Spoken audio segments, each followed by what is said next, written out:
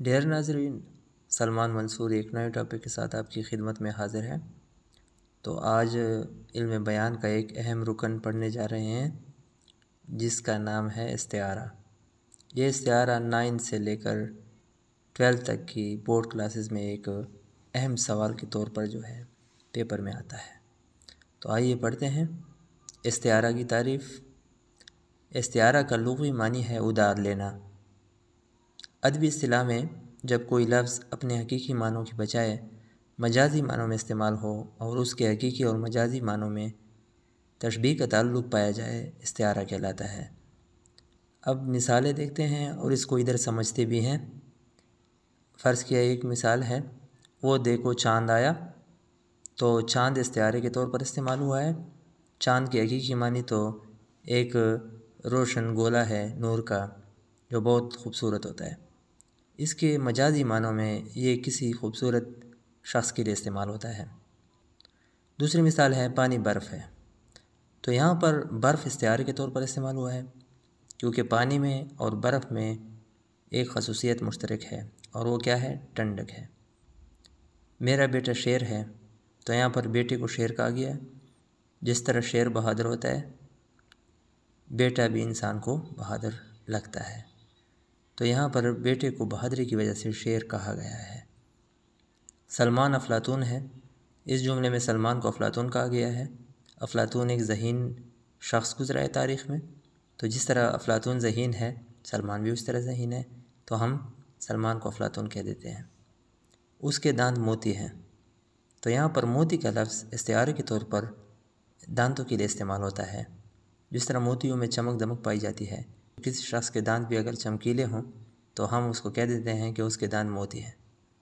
اچھا ڈیئر ناظرین، یہ جو الفاظ میں نے انڈر لائن کیے ہیں اس پر خصوصی آپ لوگوں نے توجہ دینی ہے کیونکہ اس میں بہت سارے راز چھپے ہیں، معنی چھپے ہیں اس میں۔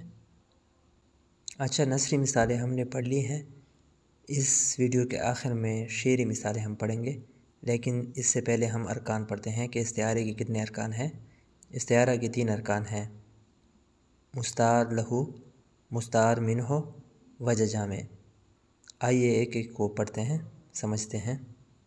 مستعار لہو، جس کے لیے کوئی صفت مستعار لی گئی ہو، مستعار لہو کہلاتا ہے۔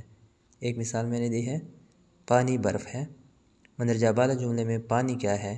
مستعار لہو ہے، کیونکہ پانی کے لیے ہم نے برف سے صفت ادار لی ہے، ٹھنڈک کی۔ دوسرا رکن ہے مستعار منہ، جس سے کوئی صفت ادار لی گئی ہو، مستعار منہ کہلاتا ہے۔ یعنی جس لفظ سے یا جس چیز سے ہم نے صفت کے معنی ادار لیے ہیں تو اس چیز کو ہم مستعار منہ کہتے ہیں۔ مثلا جملہ ہے ایک، میرا بیٹا شیر ہے۔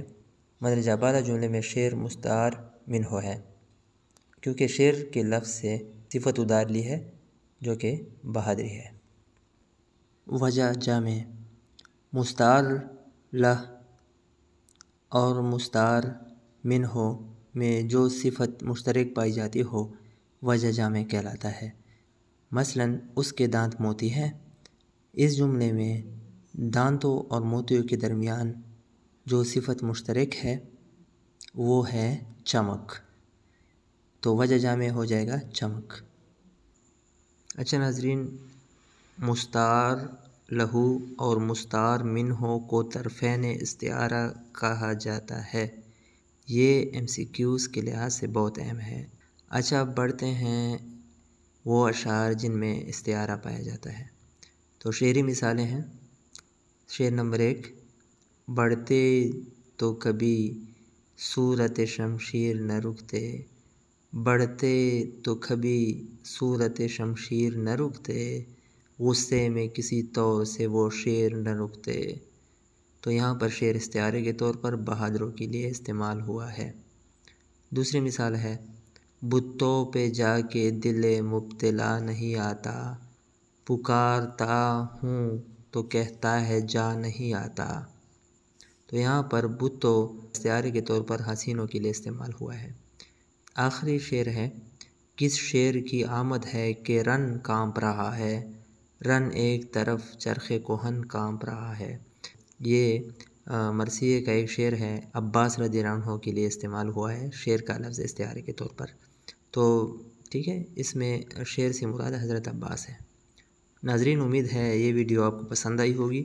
اگر پسند آئے تو اس کو لائک ضرور کیجیے گا، اس پہ کمنٹ دیجیے گا، اور اگر آپ میرے چینل پر نئے ہیں تو میرے چینل کو سبسکرائب ضرور کیجیے گا۔ نوازش، تھینک یو۔